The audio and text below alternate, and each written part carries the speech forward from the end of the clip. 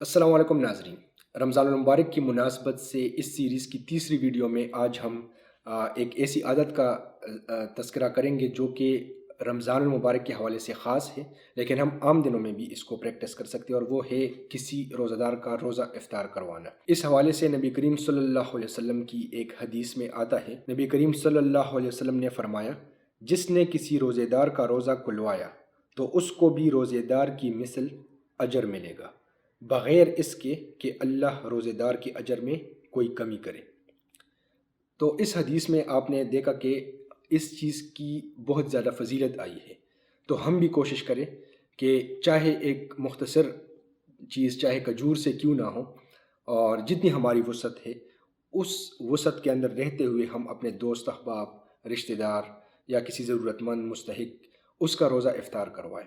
یہ ایک اچھی عادت ہے اور ہمیں اس کو اپنانے کی کوشش کرنی چاہیے۔ اللہ تعالی ہمیں ان باتوں پر عمل کرنے کی توفیق عطا فرمائے۔ السلام علیکم ورحمۃ اللہ وبرکاتہ۔